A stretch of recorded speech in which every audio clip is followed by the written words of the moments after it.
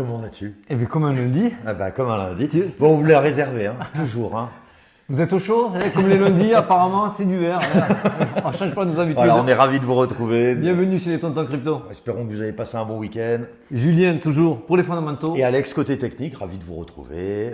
Toujours un petit pouce bleu, petit abonnement. Les abonnements, n'oubliez pas, nous, ça nous aide et vous ne raterez rien. Oui, bravo. On commence à l'avoir. T'es chaud là, t'es chaud. Ouais, je suis chaud. Tiens, t'es chaud. Alors, qu'est-ce que tu vas nous présenter? Ah bah écoute, alors, on reculait pour mieux sauter. Bon bah là, on est un peu dedans. Hein. Ah ouais. Voilà. Altcoin, on va regarder un petit peu au niveau des fondamentaux, etc. On a quelque chose à vous montrer qui est plutôt cool. Oui, et vous précisez un petit peu la light season aussi. Ouais, exactement. En filigrane. Et on finira avec le Bitcoin sur le long terme, où c'est qu'on va, le moyen terme, le court terme, où c'est qu'on en est. Exactement, bah, c'est pas mal. Et on va démarrer tout de suite. Ah ben allons-y. Ah mais juste avant, on a oublié, c'est pas le plus gros giveaway encore hein? Ah, si, ben, il a dépassé le dernier qui était à 1003, là c'est 1004. On est un petit peu comme le Bitcoin, on monte un petit peu. Hein. Alors, on essaie en tout cas. Comme l'autre fois, il y aura deux lots pour les deux plus gros traders, parce que c'est eux les plus gros contributeurs, c'est normal qu'ils en récupèrent un peu. Et il y aura 3 tirés au sort parmi le top 100. Ça, c'est nouveau. 3 tirés au sort parmi le top 100. Je me suis entretenu avec la commu. J'ai essayé de trouver une solution pour que ce soit vraiment les traders quand même qui en profitent et pas certains opportunistes. Voilà. Donc, on vous attend bien sûr sur Bluffin. Vous avez tous les liens. Tout est marqué. Tirage au sort vendredi. Hein, voilà. Toujours. Eh ben, ce sera vers 17 h. Si vous voulez nous rejoindre, tout est sur Telegram. Vous avez les liens en description pour ne rien rater. Voilà, les fameux Linktree. Vous avez tous nos liens. Vous pouvez nous suivre sur différentes plateformes. Vous ne raterez rien. On attaque? Allez, c'est parti. Allez, c'est parti.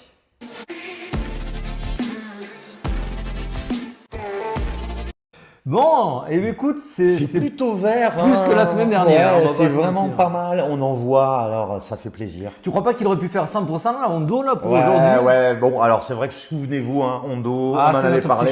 Ça fait vraiment plaisir. Hein, on le voit qui, et d'ailleurs, hein, ça va corroborer avec ce qui va suivre. Qui va suivre, Hondo, on vous l'avait donné il y a début d'année, je crois. Ouais. Il était à 0,26 et on vous avait donné une fenêtre d'achat entre 0,22 et 0,24 de mémoire. On avait une très belle RLZ. Il y allait dedans, il s'est bien installé, puis il est remonté. Donc aujourd'hui, on est heureux d'avoir notre premier x4 sur cette chaîne, je crois. Oui, tout à fait.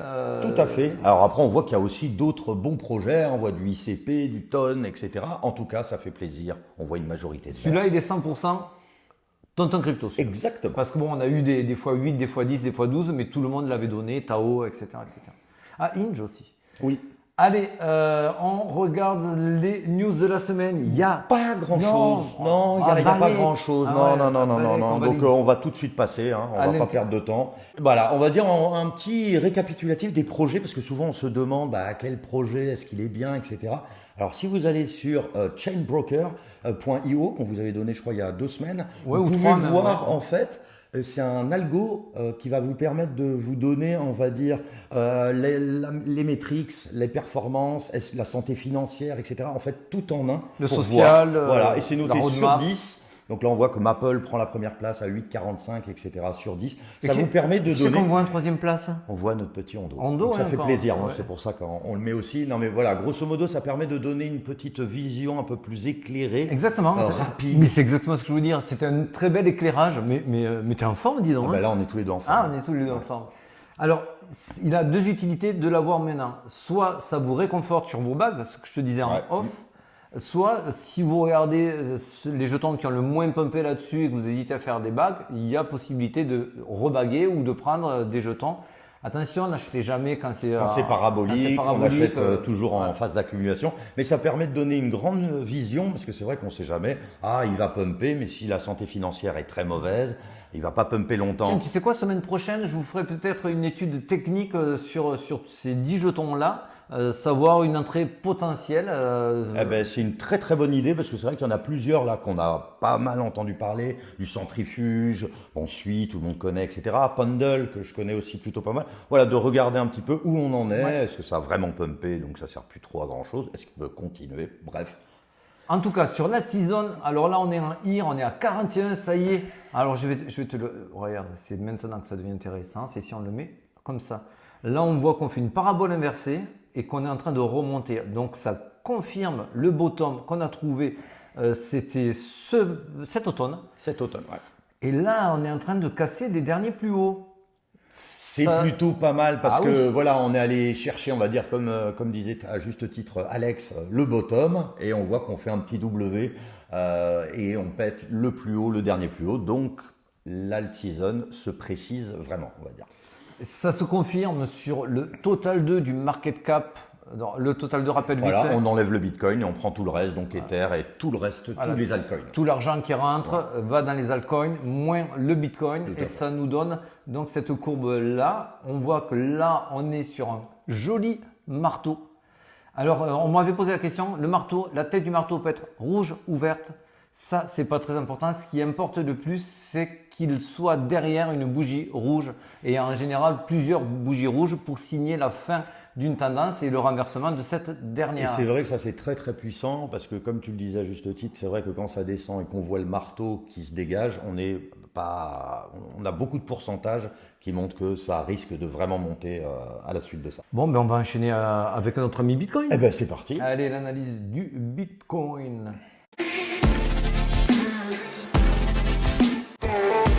Alors, on est à la limite de l'extrême grid. Alors c'est vrai que ça pourrait nous paniquer.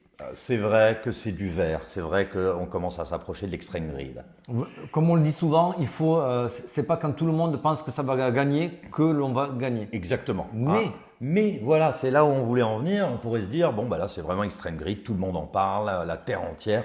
Il faut savoir que quand on rentre dans un bull run, on peut rester en grid ou une extrême grid parce que là on est à la limite, donc on peut monter encore plus pendant des jours, voire des semaines. Donc nous, comme on est dans un scénario où pour nous on rentre en bull run, il va falloir s'y habituer à supporter d'être en extreme grid, même si on sait que c'est un red alert. Exactement. Alors c'est vrai qu'on regarde vraiment ça, mais surtout ce qu'on va regarder, c'est ce qui suit. Là, pour l'instant, on est toujours entre nous. Voilà, et c'est vraiment, je vous invite à regarder ça. Si par exemple on voyait vraiment que ça monte sur le côté Google Trends, que vous voyez de l'extrême grid, là on serait pas du tout pareil. En se disant, c'est vrai qu'on est vraiment peut-être trop greedy. Là, on est greedy entre nous. On est greedy entre nous, on est très joyeux. Hein. On va pas se... Mais effectivement, si on recasse les 73 et qu'on repart à la hausse, là on va tirer vraiment du nouveau en se disant, ça y est, c'est parti.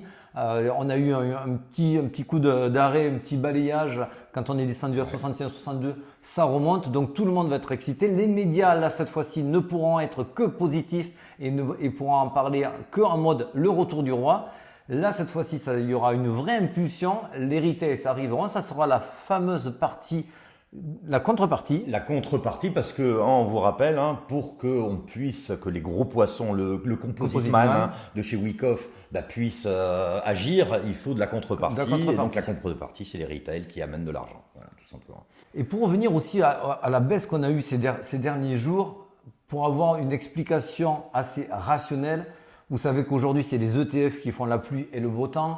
Il y a beaucoup d'achats par notre ami BlackRock, etc. et ses copains Fidelity et autres. Ce qui crée une grosse pression d'achat, sauf quand on a forcément Grayscale qui lui se débaque, parce que souvenez-vous, on avait parlé du GBTC qui était vraiment en danger, donc forcément faut se délester. Donc on en avait parlé en off en se disant c'est vrai que ça atténue les montées forcément. Exactement, parce que Grayscale, depuis qu'ils ont eu l'autorisation de transformer leur GBTC et de les sortir en BTC, ils ont voulu vite reprendre la main dessus, vendre et faire des gains. Mais Grayscale ne serait pas en train de...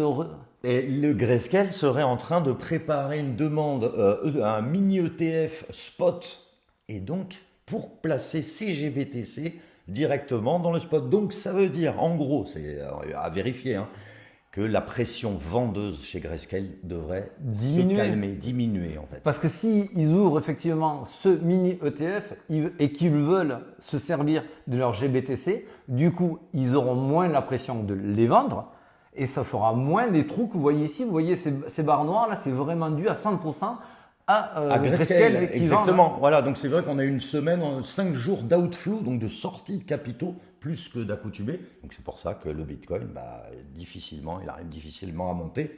Vous le voyez, c'est plutôt positif. Allez sur c'est dune.com. Ouais, dune.com, c'est très très bien. Vous tapez ETF Bitcoin, vous allez tout de suite voir un petit peu qui en a. D'ailleurs, on voit très très bien, Grayscale en avait quand même 351 000. C'est pas rien. C'est pas rien. Mais BlackRock sont déjà à 242. C'est vrai que ça va relativement vite. Ça va très vite. J'aimerais bien être comme ça, de dire le lundi matin, tiens, j'en ai repris encore 30 000. Exactement. Mais non. Et c'est vrai que Grayscale serait tenté de les garder, ces fameux GBTC, parce qu'est-ce qu'ils en trouveraient en stock? Ben, c'est toujours le même problème. Toujours le même problème. C'est toujours le même problème. On serait tout en haut. J'en ai marre de le montrer ce graphique. Ben, c'est vrai que mais vous bon. aussi peut-être, mais ça a son utilité. Oui, ça a son utilité parce que toujours, il faut remettre ça toujours en perspective et de dire, bon, est-ce qu'ils ont tout intérêt? Mettez-vous à leur place. Bon, bof, quoi. Ils vendent parce qu'ils ont besoin de la trésorerie, mais à un moment donné, est-ce que leur intérêt ne va pas être de les garder, en l'occurrence pour leur mini ETF, sachant qu'aujourd'hui, s'ils les vendent, c'est repris par la concurrence, BlackRock en l'occurrence. Voilà, et ça, c'est vrai que comme dans toute société, on n'est jamais bien content de les brader aux plus gros concurrents face à soi. Et on le redit, ça ne serait pas du tout le même discours s'il y avait un stock immense, ils n'en auraient rien à faire de les revendre, sachant qu'ils pourraient piocher dans le stock, dans le supply. Mais le supply, on le redit, il est historiquement faible. Ouais, exactement, ouais. Allez, on enchaîne. Ça, c'est important. Alors celle-là, je l'aime bien. Je ne l'ai pas vu beaucoup, donc respect. Mais c'est à Alex, 100% pur bravo. jus. C'est vrai que c'est... C'était pour relativiser et dézoomer sur le fait de casser un ATH. Qu'est-ce qu'il se passe à chaque fois qu'on casse un ATH? C'est systématique. On a une respiration, une correction, un retracement, vous l'appelez comme vous voulez. Vous l'appelez Jean-Michel Trogneux si vous voulez. Bon bref, vous l'appelez comme vous voulez. En tout cas, ce qui est clair, c'est qu'à chaque fois qu'on casse un ATH, on a un retracement. On l'a vu au maximum à moins 34%, on l'a vu au minimum à moins 18%. Là, on est descendu à moins 18%, on ne va pas jouer au Messi. Sachant que je suis nul au ballon. Oh, elle était nulle celle-là encore. Elle est bien, si, elle est bien. Donc, on peut effectivement descendre plus bas, mais pour moi, c'est pas dramatique en soi, puisque normalement, c'est voulu. Chaque fois qu'on casse un ATH, on a besoin d'une respiration, on reprend un peu d'élan, c'est le fameux reculer. Pour mieux sauter, et c'est vrai, vous avez touché, vous êtes quasiment Discovery Price, on calme, on prend un peu d'élan. On refait le plein. Et on y va. Et on accélère. Donc c'est pour nous le plan. Ce plan-là, on peut le voir. Il a été clairement dit depuis quand? Eh bien, depuis mars 2023, les amis. Ça fait 1 an. 1 an qu'on en parle et de ce fameux, alors je te le mets ici, c'est le fameux falling wedge pattern. Bon, j'avoue qu'au début, je l'espérais. Oui, voilà, bien sûr, parce que c'est pas forcément toujours. Mais techniquement, ça tenait la route. C'est confirmé aussi. Alors ça c'est très intéressant. Voilà. Allez, on y va. On y va. Asseyez-vous, servez-vous une petite bière, sans alcool, bien sûr. Oui, Tourtel. Oui, non. C'est comme la maison. Voilà, exactement. Voilà, alors on a tout ce modèle-là où on pense qu'il va y avoir une certaine durée sur le bull run, une certaine durée sur le bear market. Et donc ça nous amènerait sur ce bull run en 2026 d'après les cycles précédents. Si on suit toujours les mêmes données, la même cyclicité des 4 ans. Tout à fait. Sauf que, c'est ce que je t'expliquais. Et c'est vrai que ça, j'ai trouvé ça aussi très judicieux. Pour moi, le fameux top qu'on a eu, c'était du coup en octobre 2021, si je m'abuse. Oui. Pour moi, ce top-là est un fake. C'est un faux top, d'ailleurs. C'est un faux top. Pas d'argent, c'est juste C'était sur du levier grâce à FTX qui nous a amené plus profondément qu'on était censé aller aussi sur le bottom. Donc ça veut dire qu'on doit décaler un peu ça. Exactement. Pour moi, là, je vous le mets à l'écran. Pour moi, on serait ici, donc on décalerait absolument tout. Et donc, on aurait fait les 2 tiers de notre avancée. Alors, on le retrouve, ces fameux 2 tiers de l'avancée qui nous amèneraient du coup fin 2024 au plus tard. Voilà, c'est vrai que c'est pour ça que c'était très judicieux, mais mettez-le vous dans la tête, on voit beaucoup d'influenceurs, beaucoup de monde, on peut en faire partie peut-être, mais voilà, beaucoup de monde qui dit, bon, 2025-2026, c'est là, tout explose, on sera à 300 000 euros, etc. Je ne suis pas d'accord. Voilà, faites très très très attention, déjà tout le monde le voit. Parce que ça, c'est notre projection. Alors là, on est sur de la probabilité, de la statistique, c'est mon métier de base. C'est dû à une parabole inversée puisque le halving divise par 2 à chaque fois les missions et les récompenses de Bitcoin. Ce qui nous amène cette parabole inversée où on voit qu'à chaque fois qu'on casse la TH, c'est la ligne blanche ici, à chaque fois qu'on casse la TH, On a le fameux bull run. Alors au début, bien sûr, on est en pleine phase d'expansion. Exactement. Et elle se compresse de plus en plus au fur et à mesure que le halving divise les récompenses par 2. Ce qui nous amènerait à cette phase d'expansion-là, qui nous amènerait dans les 115, dans les, on va dire, une entre fourchette, 100, allez, entre 100 et 130. Voilà, 100 et 130. Parce qu'on voilà. est sur de l'exponentiel. Le moins de millimètres, ça peut vous faire gagner moins 10 000 ou plus 10 000. Voilà, c'est vrai. Donc, vrai. on serait entre 100 et 130. Ça sera précisé suivant si le marché est en surchauffe. On aura d'autres indicateurs qui vous permettront de mieux cibler. Mais surtout je te vois venir. Bon, hein. Et surtout, regardez la petite date qu'on a en dessous là. Pour moi, on est avant fin 2024. Fin 2024, fin du game, fin de la fête, on va dire. Pour le moment, ça surprendrait énormément de monde. Ça surprendrait, et c'est là où j'ai trouvé que c'était très pertinent, parce que c'est vrai qu'on entend tout le temps la même chose, et comme on avait entendu la même chose, ça montera à 85, et boum, correction.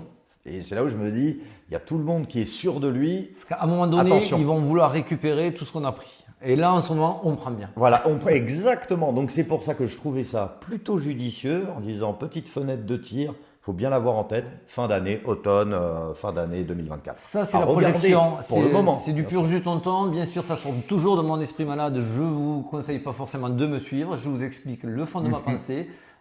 C'est des données qui sont recoupées, ce n'est pas juste un simple graphique. Vous voyez, toute ma démarche, elle vient déjà de FTX.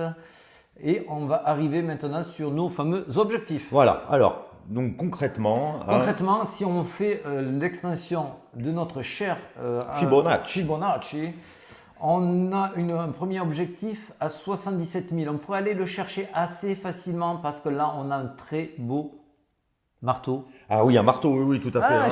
C'est surpris, je regardais, oui, tout à fait. On a un très joli marteau. Alors ce marteau-là, on voulait vous l'annoncer avant que ça pump, ça aurait été plus sympa, mais je vous l'ai annoncé sur Telegram pour pas passer pour des mythos, parce qu'il y a quelque chose d'autre que je vais vous présenter derrière. Mais finissons sur les objectifs. Les objectifs, effectivement, à court terme, on a un 77 000 à aller chercher. Pour moi, 77, 78 000, c'est des targets vraiment envisageables. Et on a une autre target Fibo aux alentours des 100 000, ce qui rejoindrait un petit peu le graphique d'avant. 100, 130, en effet. Ouais. On serait aux alentours des 100, 110, 120, à voir au niveau de la surchauffe. Donc ça, c'est très sympa. Notez bien que ce marteau inversé est en train de produire son effet et ça peut aller sur 2-3 bougies qui peuvent confirmer. Et qui pourraient nous amener à l'objectif des 77. Exactement. Là, on arrive sur quelque chose de plaisant. Je vais vous le montrer en 2 fois. Non, parce que on va vous faire rire. Il y a un côté un petit peu mystique. Ouais, voilà, on a un petit peu comme ça aussi. Hein. Alors, on va commencer par le côté le moins mystique. Ça, c'est vraiment ce qui me faisait dire avant que le pump commence qu'il y aurait un pump de manière imminente. Bon, eh bien, comme tous les lundis, on enregistre, ça pump. Donc, le côté imminent, désolé. Croyez-nous sur parole, sur Telegram. Vous savez, je vous l'ai montré auparavant que je ne vous raconte pas d'histoire. Qu'est-ce qu'on voit maintenant, mon cher Julien? Les fameux croisements des MM mobiles. Voilà, alors là on est sur le MACD. Le MACD c'est un indicateur de momentum. Et que nous dit ce momentum? Il nous dit qu'à chaque fois qu'on a les moyennes mobiles qui croisent, à savoir que la bleue croise sur la rouge, oui. On passe sur une phase haussière. On peut le regarder, je vais vous le mettre sur les dernières. Alors ça a été vérifié sur les 7-8 dernières fois. Il y a eu 2 fois, je vous l'ai mis en rouge, c'est pas invalidant, c'est juste que ça n'a rien produit, on est resté sur du range, donc rien de grave. Oui. En revanche, sur les autres fois, ça a mené un pump assez joli, voire monumental. C'est vrai que plus vous voyez qu'elle s'écarte, ces 2 courbes que vous voyez à l'écran, la bleue par rapport à la rouge, plus elle s'écarte, plus le pump risque d'être plutôt violent, on va dire. Et plus elles sont, c'est un petit peu comme tu montrais, invalidées, elles sont très parallèles, elles se chevauchent quasiment. Ça risque pas d'être le pump de l'année. Là, on voit qu'effectivement, on sort de cette zone rouge, on part sur du vert. Bon, là, nous, on a commencé à préparer la vidéo, il n'y avait pas du tout de pump. Maintenant, il y est. Écoutez. Tant mieux, on va dire. Vaut mieux ça que le contraire, je suppose. Le côté mystique, tu le veux maintenant? Allez, le côté mystique. Donc, c'est vrai qu'on parlait souvent, malheureusement, les hommes, c'est comme les marchés, parce que derrière les marchés, il y a des hommes. Le côté un peu psychologique, on est souvent influencé par La Lune. Voilà. The Moon. Vous savez The qu'on dit moon. to the moon. Hein. Bon, Voilà. ben là, on y est. Voilà, C'est le to the moon. exactement. Donc c'est vrai que c'était très judicieux, on avait parlé plusieurs fois précédemment. Et voilà, ce côté, Moi, ça marche, ça marche. Alors moi, ça fait des années qu'on me l'a présenté, cet indicateur des lunes pleines et des lunes creuses. Et la première fois, je me suis dit, mais qu'est-ce qu'ils nous racontent? Et en fait, ils nous ont dit, non, non, mais après, vous en faites ce que vous voulez, vous y croyez, vous y croyez pas. Ouais. Mais ça joue en fait sur la sensibilité, puisque vous savez que… Vous êtes plus à même à être euphorique, à vouloir appuyer, Il y etc. a des faits qui sont incontestables sur la nervosité, sur la fébrilité. On a des comportements totalement différents en pleine lune et en lune creuse. Et en lune creuse.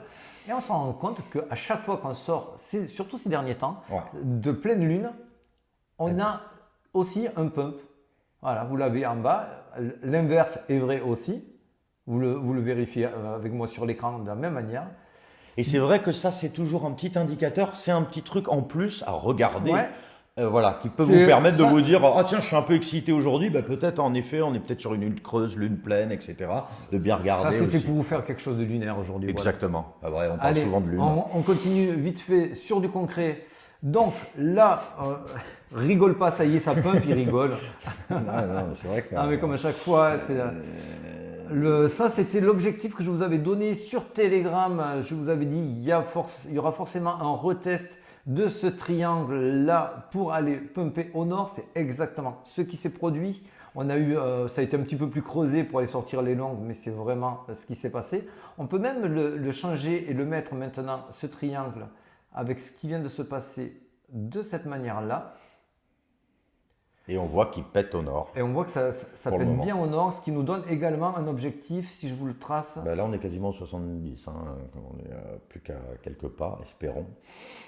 Voilà, on reproduit la hauteur. Voilà, on aurait comme objectif, là je vous le fais vite fait, on revient sur la TH à 74 000. Et c'était un petit peu ce que tu parlais tout à l'heure, je crois que c'était 77, ouais, dans ces eaux-là. On ira chercher certainement l'objectif de Fibonacci. Donc oui, tout est plutôt sympa en ce moment.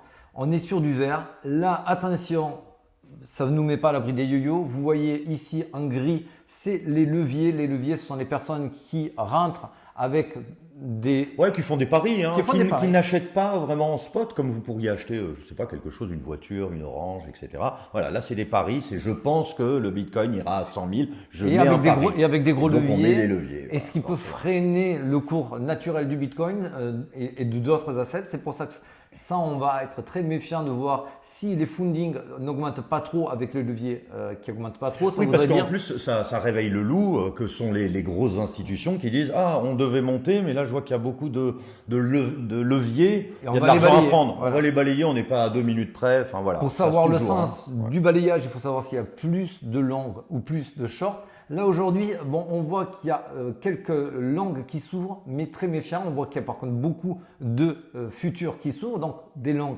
et des shorts. C'est pas impossible qu'on ait des yo-yo, mais en attendant, aujourd'hui, on a du monde à accueillir et en haut et en bas. Tout ça sur une dynamique plutôt haussière. Notez-le, bien sûr, ça peut faire peur de voir l'open interest qui augmente, mais lui aussi devra augmenter en bull run. Oui, voilà, c'est sûr, parce qu'on va avoir une pression forcément. Et on finit vite fait. Alors, ne tenez pas compte de la dernière bougie, c'est toujours le problème du rafraîchissement chez notre ami iBlock Capital. On voit que les retails, quand même, majoritairement, ne suivent pas la hausse comme on pourrait s'y attendre. C'est surtout les whales qui le font très progressivement. Ouais. Et en ça, moi, je suis très attentif à cela parce que le cours qui monte avec les whales qui ne s'affichent pas trop. Oui, voilà, vous ne voyez pas une grande montée et ça, forcément, tous les réseaux, Twitter, etc. seraient là, waouh, c'est énorme. Là, on monte petit à petit. Petit à petit, on voit que les retails n'y ont pas cru. Alors, à un moment donné, quand on va atteindre un certain sommet, ils vont se dire « Ah, on n'aurait pas dû vendre, on n'aurait pas dû suivre pas mal d'influenceurs, notamment sur les ETH qui veulent « Oh là là, c'est fini ETH, il faut les vendre. » Bref, certains comprendront de quoi je parle. Hein. Et donc là, ils vont vouloir racheter et ils rachèteront plus haut. Ça va amener le fameux FOMO, la fameuse courbe que vous connaissez, de la courbe spéculative. Exactement. Mais là, on attend que la télé, là, maintenant. Exactement. Les médias. Exactement. Dès qu'il y aura les médias, dès qu'on passera au-dessus des 74 000, on vous remettra la bulle spéculative et on vous dira exactement où on en est Pour l'instant, on s'installe, on prend nos popcorn. Exactement, et on regarde pour les holders, on garde ça de côté, on ne regarde même pas forcément les réseaux sociaux, un bon conseil, hein, on regarde pas, ah vous auriez dû faire ci, vous auriez dû faire ça, faut vendre, faites attention, on est là, c'est pas forcément vos amis non plus, donc voilà. Nous, on vous a tout dit. Moi, je vous ai tout dit. Moi, je vous ai tout dit. La semaine prochaine. La semaine prochaine, Allez, j'espère à pareil. très vite. Allez, et sur Telegram, à tout de suite. Ciao, ciao.